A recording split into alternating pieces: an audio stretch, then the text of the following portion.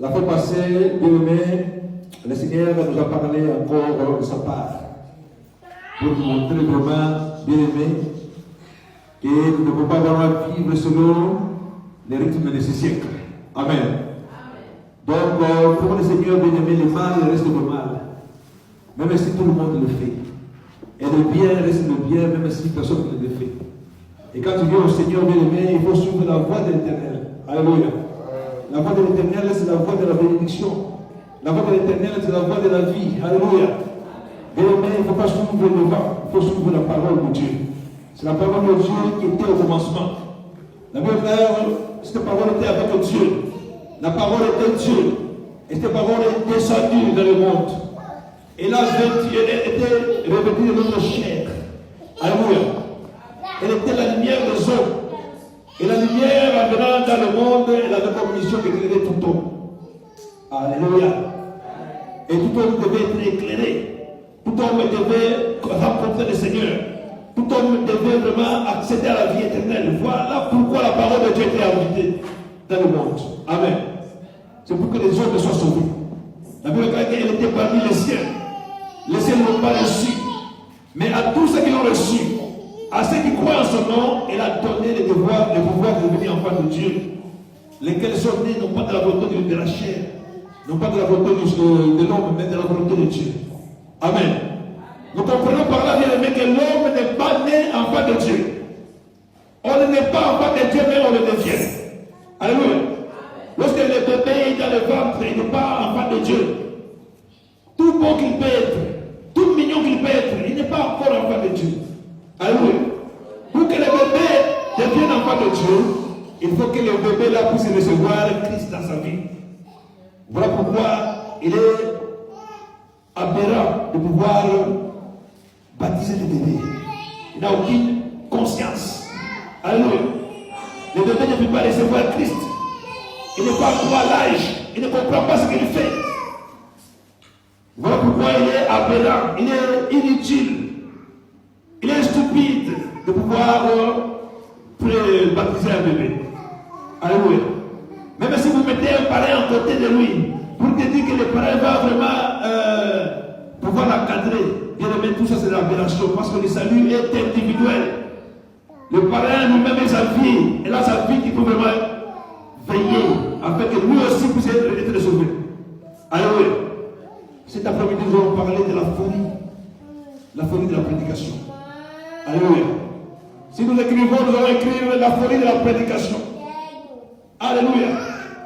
Et si un bien-aimé peut nous chercher le passage de 1 Corinthiens 17, 1 Corinthiens 1, 1 Corinthiens 1 à partir de 17, nous allons aller jusqu'au 23. 1 Corinthiens 1, 17 à 23. Alléluia. Gloire au Seigneur. Amen. Ce n'est pas pour baptiser que Christ m'a envoyé, c'est pour annoncer l'évangile. Et c'est là sur la sagesse du langage, afin que la croix de Christ ne soit pas rendue vaine. Car la prédication de la croix est une folie pour ceux qui périssent, mais pour ceux qui sont sauvés, elle est une puissance de Dieu. Aussi est-il écrit, je détruirai la sagesse des sages et j'anéantirai l'intelligence de l'intelligent. Où est la sagesse? Où est les scribes? Où est les disputeurs de ce siècle? Dieu n'a-t-il pas convaincu des folies la sagesse du monde? Car, puisque le monde, avec sa sagesse, n'a point connu Dieu, dans la sagesse de Dieu, il a plu à Dieu de sauver les croyants par la folie de la prédication. Les Juifs demandent des miracles et les Grecs cherchent la sagesse. Nous prêchons Christ crucifié, scandale pour les Juifs et folie pour les païens. Alléluia. Est-ce que vous pouvez vous acclamer pour ce message? Alléluia. Amen. Là, Paul est en train de nous dire les choses très merveilleuses. Amen. Paul dit, le Seigneur m'a envoyé, non pas pour baptiser. Il fait confirmer sa mission. Bien que le baptême est important, bien qu'il est pratiqué aussi. Alléluia. Mais il a dit, ce n'est pas pour baptiser que le Seigneur m'a envoyé. Alléluia. Mais le Seigneur m'a envoyé pour annoncer l'évangile sans la sagesse du langage, afin que la croix de Jésus-Christ ne soit pas rendue vaine. Alléluia. Nous savons que Christ est venu mourir à la croix, alors que cette croix ne pouvait vraiment pas être rendue vaine. Alléluia. Il a fallu vraiment que les hommes soient sauvés par le message de la croix. Il a dit, ce n'est pas pour venir baptiser, mais c'est pour annoncer l'évangile, non pas avec un langage de sagesse. Alléluia. Non pas avec la sagesse humaine, mais je suis venu pour annoncer l'évangile, bien-aimé, afin que la croix de Jésus ne soit pas rendue vaine dans la vie de ses enfants. Tout à l'heure, je parlais, bien-aimé, de l'évangélisation. Alléluia. L'homme n'est pas sauvé par la conviction de la sagesse. L'homme n'est pas sauvé par l'intelligence. L'homme est sauvé par la puissance de la prédication. Paul dit que ma parole et ma prédication ne reposent pas par la sagesse humaine. Alléluia. Il ne repose pas par la conviction de la sagesse, mais sur la démonstration d'esprit et de puissance. Alléluia.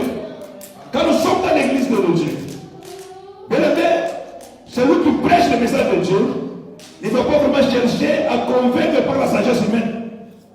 Il ne peut pas vraiment chercher à convaincre par l'intelligence humaine. Alléluia. Tu peux dire de belles paroles, tu peux dire de beaux discours, mais si l'Esprit de Dieu n'est pas là-dedans, même la parole de Dieu ne peut pas transformer le cœur. Alléluia. Les cœurs ne sont pas transformés par l'intelligence de la sagesse.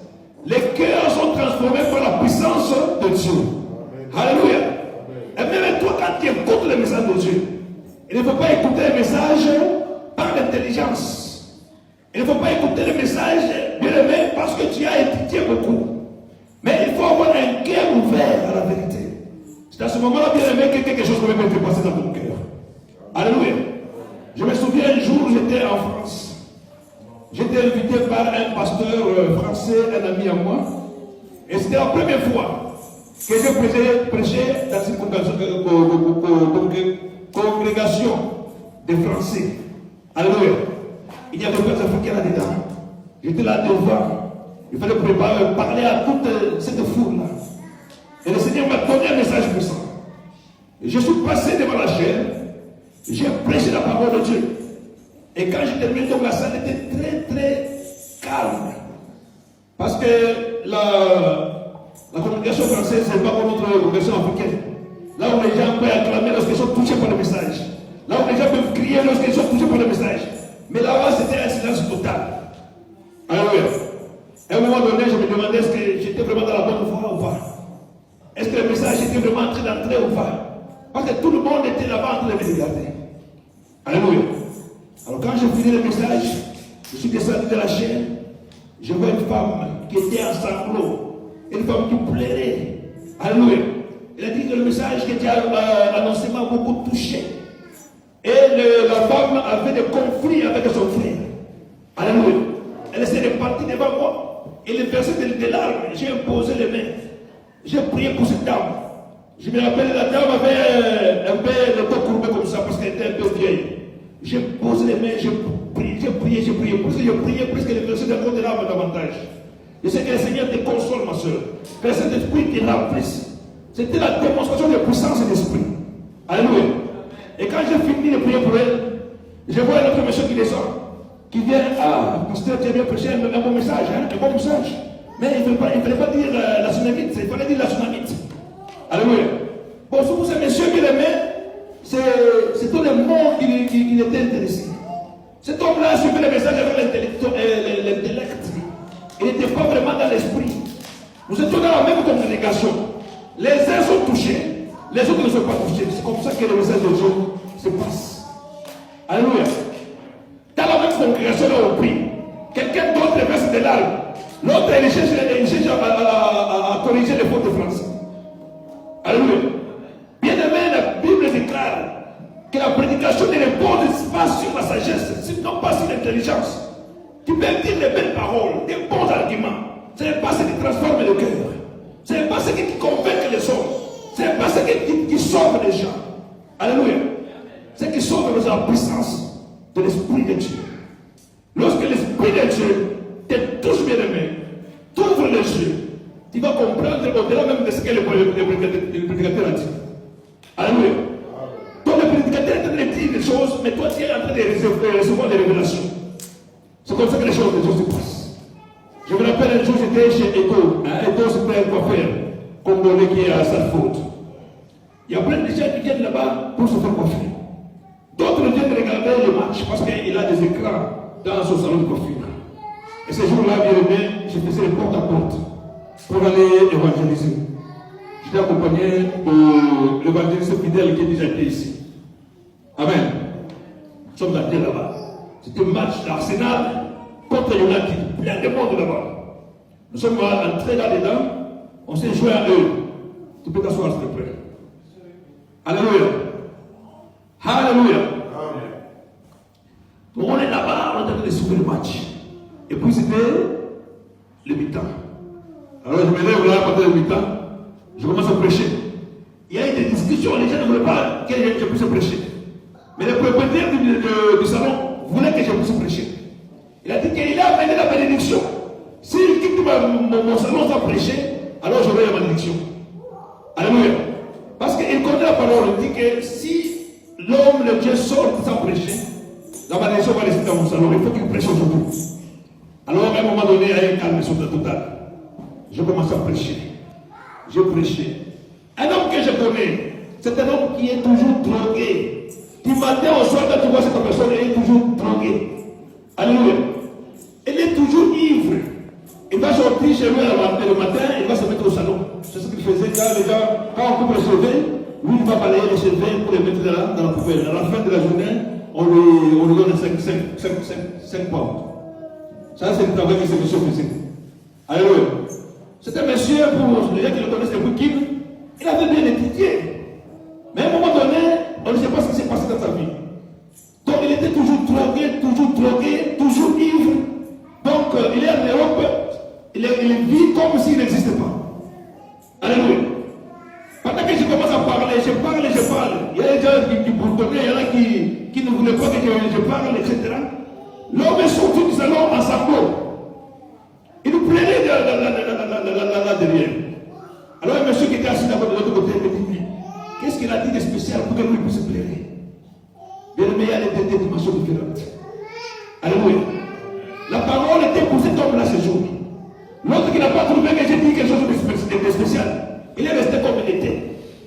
Alléluia. Parce que pour lui, je n'ai pas dit quelque chose de spécial. Mais pour l'autre, l'Esprit de Dieu l'a convaincu. L'Esprit de Dieu l'a touché. Il est sorti dehors en sanglots. Il était en train de pleurer. Alléluia. Dans l'ivresse, les gens pensaient vraiment que c'était l'ivresse ou c'était la drogue. Mais c'était le message de Dieu qu'il avait touché. Alléluia. Cet homme-là, je le vois maintenant, il est en train de prier. Je le vois toujours avec la Bible. Il a été transformé. Il a été délivré de son ivrognerie. Alléluia. Dès ce jour-là, je commence à regarder l'homme, donc la vie commence à changer. Et un berger que je respecte beaucoup l'a récupéré avec lui. Et l'homme, il a commencé à prier. Alléluia. Un jour, je le vois en train de me dire, en tout cas, j'étais vraiment dans la joie. Car la parole de Dieu ne repose pas face sur les discours. Alléluia. La Bible dit qu'il y avait beaucoup d'aveugles à Capernaum. Mais ce n'est pas tous les aveugles qui avaient vu. Il y avait beaucoup de malades à Jérusalem, mais ce n'est pas tous les malades qui étaient guéris. Alléluia. Les uns étaient guéris, les autres n'étaient pas guéris. Il y a des gens qui étaient transformés, les autres n'étaient pas transformés.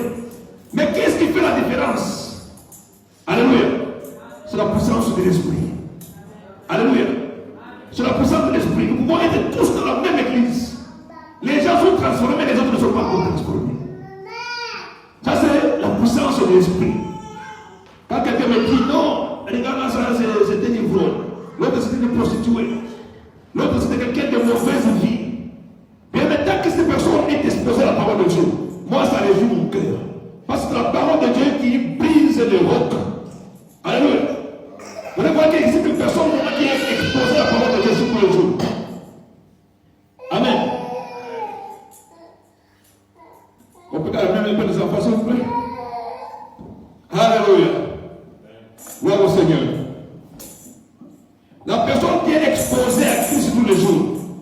Amen. À un moment donné, vous allez voir vraiment que cette personne commence à se transformer. Cette personne commence à devenir une autre personne. Les gens commencent à poser des questions. Est-ce que c'est lui ou ce n'est pas lui? Mais c'est la parole de Dieu qui vient de créer toutes ces choses dans la vie d'une personne. Alléluia. La parole de Dieu est donnée pour la transformation du cœur. Le Seigneur lui a dit, j'ôterai de vous le cœur de pierre et je vous donnerai le cœur de chair. Je mettrai en vous un esprit nouveau. Le Seigneur a dit, je mettrai en vous un esprit nouveau. Alors à ce moment, vous allez sentir que vous devenez une nouvelle créature. Les choses anciennes vont passer et quelque chose deviendra nouvelle. Alléluia. Gloire au Seigneur de tout ça. C'est la parole de Dieu qui va transformer le cœur. Amen. J'étais en train de parler avec une soeur qui avait des problèmes très sérieux dans sa famille. La sœur ne voulait pas entendre parler des membres de sa famille. Elle avait la connaissance erronée de la parole de Dieu. Alléluia. Alors il était difficile vraiment de la convaincre. Je lui ai donné seulement des passages bibliques. Alléluia. Laissez les enfants, ce sont les enfants de Dieu. Regardez, écoutez le message de Dieu. Ne soyez pas dans la distraction. Alléluia. Il ne faut pas être dans la distraction. Ces enfants sont les enfants de Dieu. Alléluia. Gloire au Seigneur. Alléluia. C'est la parole qui transforme le cœur. Paul dit que ma parole et ma prédication ne reposent pas sur la sagesse, mais sur la démonstration d'esprit et de puissance. Lorsqu'on parle de la croix, bien aimé, il s'agit d'un bois sur lequel Christ était cloué. C'est ça qu'on appelle la croix. Alléluia. Mais en réalité, lorsqu'on parle de la croix, on parle de la mort et de la résurrection de Christ. Alléluia. La prédication de la croix est une folie pour ceux qui périssent. Mais pour nous qui sommes sauvés, c'est une puissance de Dieu. Alléluia. Donc, la mort, Christ est venu mourir à la croix. Et quand il est venu mourir à la croix, c'est une mission que Dieu lui avait donnée. Amen. La mission était de venir mourir à la croix et de sauver l'homme. La mission était de venir mourir à la croix et de briser la malédiction qui existait à la croix. Parce que devant la croix, bien aimé, il y avait une malédiction qui condamnait l'homme. Amen. L'homme était sous la malédiction. L'homme était sous la condamnation. Il a fallu que Christ vienne mourir à la croix pour pouvoir sauver l'homme de la puissance de la malédiction et la puissance du péché. Amen. Christ n'est pas mort à 50%. Il est mort à 100%. Il était enterré et après 3 jours, il est sorti du tombeau. Il est aujourd'hui vivant. Amen. Voilà, bien aimé, pourquoi le message de la croix est une folie pour ceux qui périssent. Parce que Christ est mort pour quelqu'un d'autre. Il est venu mourir bien aimé, pour le péché de quelqu'un d'autre. Il est venu mourir pour le bien de quelqu'un d'autre. Mais lui-même n'avait pas commis de péché. Alléluia.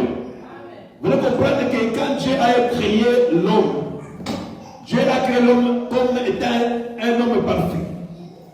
Alléluia. Dieu a créé l'homme comme un homme pur sans défaut. L'homme n'avait pas de péché quand Dieu l'avait créé. Dieu a créé l'homme pour que l'homme vive en communion avec lui. C'était là le plan de Dieu. Alléluia. Et l'homme était en contact permanent avec Dieu. Il était dans la communion avec Dieu. Dieu a dit seulement à l'homme que les jours où quelque chose viendra pour briser cette communion entre toi et moi, tu vas trouver la mort. Alléluia. Il a dit, tu peux manger tout, tu peux vraiment te régaler, tu peux être dans la joie, tu peux être dans la paix. Mais les jours où tu toucheras à l'arbre de la vie, alléluia, à ce moment-là, bien aimé, tu connaîtras la mort. Et l'homme a pu transgresser la parole de Dieu. Voilà pourquoi l'homme a rencontré la mort. L'homme a perdu la communion avec Dieu. L'homme a brisé le contact avec Dieu. Alléluia. La mort est arrivée dans la vie de l'homme par le péché. Et nous qui sommes venus après. Alléluia. Nous avons tous hérité, bien aimé, la vie des péchés. Et les péchés que nous-mêmes nous commettons, et les péchés que nous avons hérités d'Adam et Ève, ces péchés sont à nous. Amen. Ces péchés sont à nous. Et les conséquences du péché, c'était la mort. C'est la mort qui nous guette. Bien aimé, Dieu a dit dit à Adam et Ève, les jours où vous mangerez de cet arbre, de la connaissance du bien et du mal, vous allez mourir. Les jours où vous allez manger, vous allez mourir. Mais vous allez comprendre que les jours où ils ont mangé, ils ne sont pas morts, ils étaient toujours en vie. Alléluia. Et ils sont morts des centaines d'années après. Parce que pendant ce temps-là, les gens vivaient même 300 ans, 700 ans, 800 ans, les gens vivaient. Alléluia.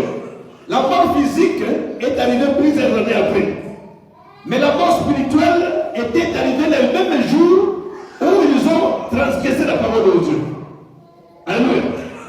Mais le jour où tu pêches, c'est le jour où tu connais la mort. Il y a des gens qui sont en train de marcher dans la route, mais qui sont des morts spirituels. La vie de Dieu n'est pas en eux. Bien aimé, la vie ne se trouve qu'en Christ. Celui qui a la Christ a la vie, et celui qui n'a pas de Christ n'a pas la vie. Alléluia. Dans la vie, bien aimé, ne se trouve qu'en Christ. Amen. Lorsque tu n'es pas vraiment en communion totale avec Dieu, lorsque tu n'es pas en contact avec Dieu, bien aimé, c'est la mort spirituelle. Alléluia. Et que si la mort spirituelle, la mort physique, rencontre dans la mort spirituelle, bien aimé, tu vas dans la bénédiction éternelle. Tu vas dans l'enfer. Alléluia. Donc, quand tu as la vie éternelle, c'est lorsque tu ne t'es pas à Dieu. Dieu a envoyé son Fils unique. Jésus-Christ qui est venu avec un autre sang. Un sang qui n'était pas affecté par le péché. C'est le sang qui a coulé pour nous sauver. Alléluia. C'est le sang qui a coulé pour nous sauver. Le sang de Jésus-Christ. Alléluia. La Bible dit qu'à quoi servirait un homme de garder tout le monde entier lorsqu'il perd son âme. Alléluia. Tu peux acheter des maisons, tu peux faire de grands voyages, tu peux avoir amassé tout l'argent possible. Mais si tu perdais ton âme, à quoi tout cela te servirait? Alléluia. C'est à ce moment où l'homme peut poser la question. Où est-ce que je vais passer mon éternité? Parce qu'après la vie sur cette terre, il y a une autre vie qui nous attend. Alléluia. Il y a une vie qui nous attend. Et la vie éternelle commence sur cette terre. Quand tu reçois Christ, tu as déjà la vie éternelle avec toi. Amen. Donc les hommes ont cherché des moyens pour atteindre Dieu. Les gens cherchent des moyens, même par la religion. Mais la religion ne te donne pas les contacts avec Dieu. Amen. La religion ne sauve personne. Et même si tu viens, tu pratiques la religion, tu portes une grosse croix autour, mais cela ne te sauvera pas. Alléluia.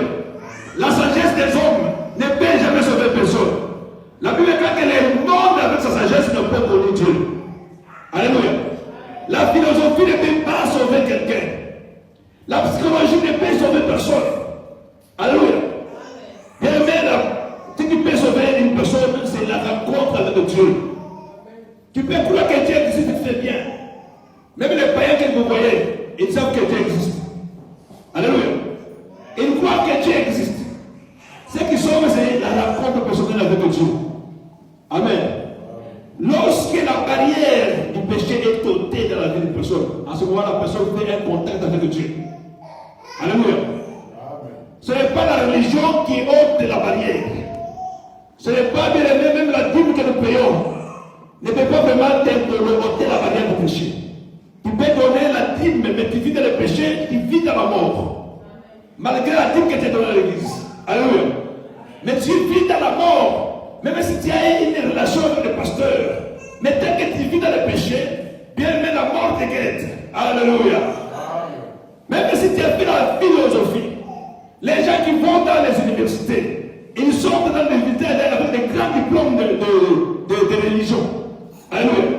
Ils ont fait la théologie. Mais la théologie ne te trouve pas de contact avec Dieu. Alléluia. Il faut que la barrière du péché soit enlevée. Esaïe dit, la main de Dieu n'est pas courte. L'oreille de Dieu n'est pas dure, mais ce sont vos péchés qui créent une barrière. Donc le péché, c'est une barrière entre Dieu et son peuple. Alléluia. C'est le péché qui vous cache la face. C'est le péché qui vous ferme la vie éternelle. C'est le péché. Alléluia. Il faut que ces barrières soient vraiment élevées. Voilà pourquoi Dieu dit, si mon peuple c'est qui est évoqué, mon nom s'humilie et prie. S'il cherche mon problème en face, si c'est détourné de son péché, Je l'ai exaucé au niveau des cieux, il sera mon peuple. Et je serai son Dieu. Alléluia. Désormais, mes yeux seront couverts et mes oreilles attentives à toute prière qui sera faite dans ce lieu-là. Alléluia. Tout ne dépend de l'homme maintenant. Alléluia. J'ai suivi le témoignage d'un juge. Le juge était un bon juge. C'était un homme vraiment qui était intègre. Un homme qui aimait beaucoup les gens. Mais il devait les juger. Il voit les gens qui viennent auprès de lui. D'autres sont des métriers, ils ont tué.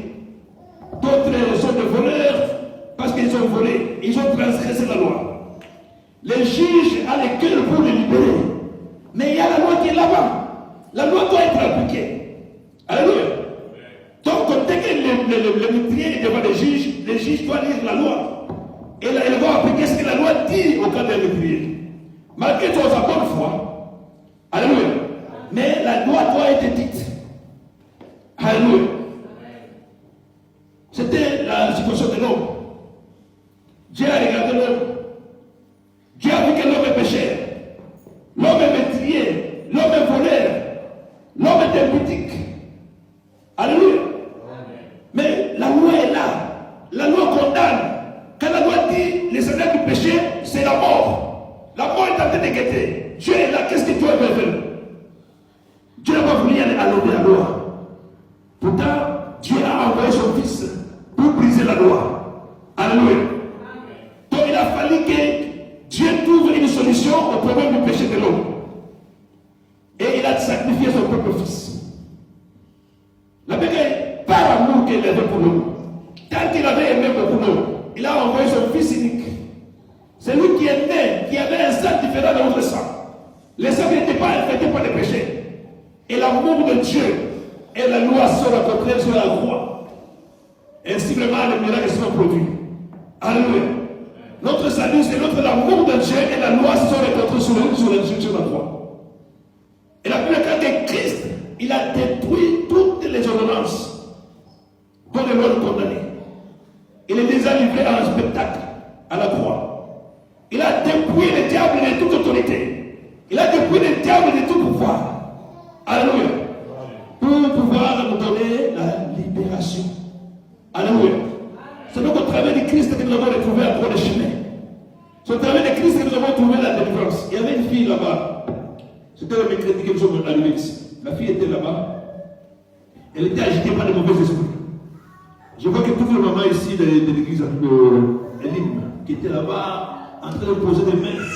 Et la table là, elle était vraiment très mal en point. Alléluia. J'ai dit à ma femme, on était assis avec elle là-bas. J'ai dit, cette femme ici, elle est possédée. Amen. La femme ici était possédée, mais ce n'est pas comme ça qu'on cherche les démons. J'ai dit à ma femme, non, je vais intervenir. Amen.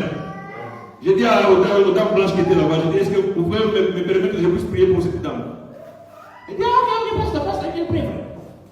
J'arrive seulement, j'ai dit, il est aussi là. Allez, get out. La fille s'est tournée de l'autre côté.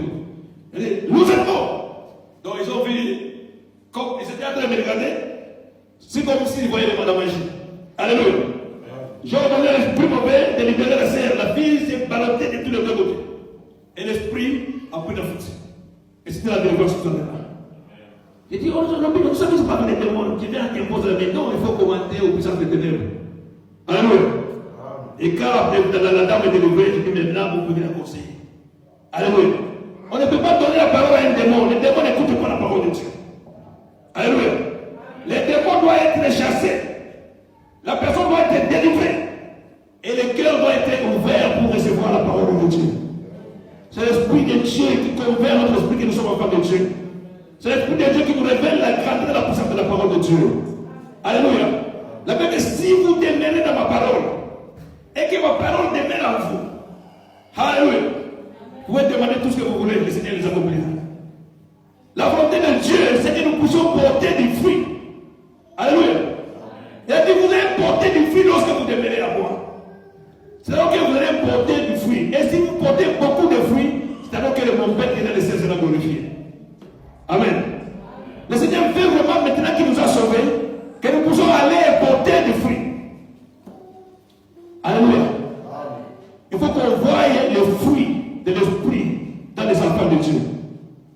Il y a une chose qui s'est passée aux États-Unis.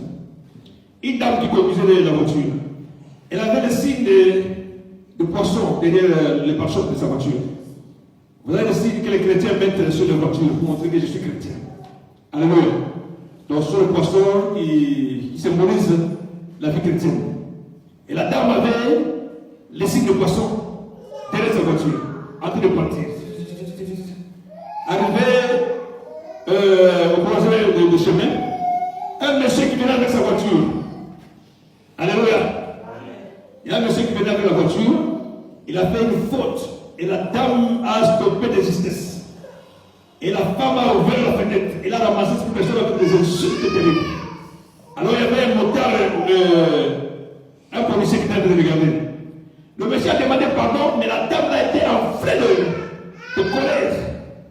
Elle a ramassé cette personne avec des insultes terribles. Et le monsieur est en train de demander pardon, mais la dame ne voulait pas vraiment entendre cette oreille-là. Alléluia. Mais elle avait un poisson derrière sa voiture. Elle est en train d'insulter le monsieur en question. Et le policier s'est arrêté, il a intervenu. Il a dit à la dame, sors de la voiture. La dame est sortie. Tu es arrêté. Non, c'est lui qui a fait l'erreur, etc. Oui, oui, je sais que c'est lui qui a fait l'erreur. Mais moi, je t'arrête. Pourquoi tu m'as arrêté? Parce que cette voiture-là n'appartient pas. Qui a volé la voiture? La dame n'a pas sorti le papier de la voiture. Ça va voiture à moi, regarde le papier, etc. Non. Moi, je t'arrête parce que les gens qui ont les signes dans le poisson n'agissent pas comme toi. Alléluia. Les signes là qui tiennent dans la voiture là-bas n'appartiennent pas à la personne qui agit comme toi. Et la femme là, s'est regardée, elle est tombée en sanglots. Elle avait un signe pour montrer qu'elle était chrétienne, mais les fruits ne ressemblaient pas aux chrétiens. Alléluia. La policière connaissait vraiment que les chrétiens n'agissent pas comme ça. On a pu regarder, c'est parler aussi qu'on est le reconnaître là. On ne reconnaît pas dans le signe. Tu peux être dans l'avion, tu peux être en voyage. Bien aimé, on ne connaît même pas que tu es chrétien. Mais les gens sont pas que tu es chrétien, pas de fruits que tu vas produire. Alléluia. Ce n'est pas des fruits qu'on connaît, non. Cette personne aussi, c'est une chrétienne. Alléluia. Le Seigneur dit, un mauvais arbre ne produira jamais les bons fruits. Un bon arbre ne produira jamais les mauvais fruits. C'est aller le fruit qu'on ne reconnaît pas. Paul insiste dans Jean 15. Il a dit, quand vous portez beaucoup de fruits, c'est alors que mon Père t'a laissé cela glorifier. Alléluia. Donc le Père est en train de chercher le fruit. Alléluia. Et les grands fruits, c'est le fruit de l'amour. Quand vous regardez, bien aimé, dans Galates 5, on donne le fruit de l'esprit. Vous n'êtes pas d'avoir que le premier fruit dont on parle, c'est l'amour. Alléluia. L'amour caractérise les chrétiens. C'est le fruit que l'Éternel est en train de chercher dans les chrétiens tous les jours. Alléluia. La Bible dit, tu peux donner tes dîmes. Tu peux même donner ton corps à être brûlé. Alléluia. Tu peux faire des sacrifices que tu veux, mais si l'amour n'est pas dans ton cœur, tu es comme un cymbale qui retentit. Tu es comme une feuille morte qui est emportée par le vent. Donc tout ce que tu fais est nul, caduc. Alléluia. Si l'amour n'est pas dans ton cœur, tu peux être un chrétien zélé. Mais si tu n'as pas l'amour dans ton cœur, bien aimé, la Bible dit que tu es comme un cymbale qui retentit. Et là, ma bruit à Wenze. Alléluia. C'est le bruit du marché. Car lorsqu'il n'y a pas d'amour, il faut qu'on trouve la patience. Il faut qu'on trouve la vérité, la justice, la joie. Ce sont là les fruits que les pères doivent chercher tous les jours. Le contraire de le fruit de l'esprit, c'est le péché. Alléluia. Quand tu regardes dans Galates 5, on parle à partir du verset 17, 21, on dit le fruit de la chair, c'est l'orgueil. L'orgueil, c'est quoi? C'est le péché. Le fruit de la chair, c'est quoi? C'est la haine. La haine, c'est quoi? C'est le péché. Alléluia. Parce que quand l'esprit de la chair se trouve dans le cœur d'une personne, il suffit d'un petit problème, la personne va garder la rancune des années et des années. Alléluia. Rancune contre son frère, rancune contre sa soeur, des années et des années.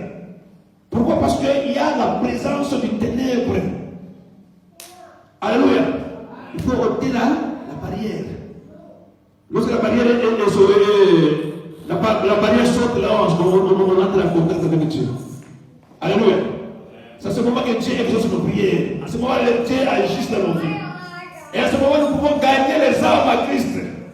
Alléluia. Quand tu vas gagner les âmes à Christ, quelqu'un voit en toi de fruits. Et la personne ne peut pas résister. Alléluia. Nous étions des catholiques à l'époque. On était là-bas, Jérusalem-Marie. On était là-bas avec les grosses croix, etc. Amen. Nous étions dans la perdition parce qu'il n'y avait pas la puissance de l'esprit à nous. Quand les gens priaient, on les voyait vraiment comme des fous. Un jour, une fille m'invite dans une réunion de prière. J'ai résisté. La fille continue toujours. Chaque fois qu'elle me voyait, elle m'invitait dans les réunions de prière. Un jour, j'ai décidé de la dernière réunion de prière. J'étais vraiment très fâché. Je suis derrière là-bas. Les gens sont en train de danser, les gens sont en train de prier l'Éternel. Moi, je suis en train de les regarder. Alléluia. Je les regardais comme ils dansaient. À un moment donné, je sens une grande joie pénétrer mon cœur. Je sens vraiment une grande légèreté. Je deviens libre. Mais quand je suis entré dans la danse, je ne savais pas. Alléluia. Il y a une grande joie qui est descendue dans mon cœur. Ces jours-là, je ne pouvais vraiment oublier. Je suis en train de les trouver en train de danser de nouvelles. Et quand je suis sorti de là, ma vie a été transformée. Alléluia. Ma vie a été transformée par l'invitation d'une sœur. Ça, c'est le Seigneur, ce qu'il dit à tout à chacun de nous cet après-midi. Alléluia.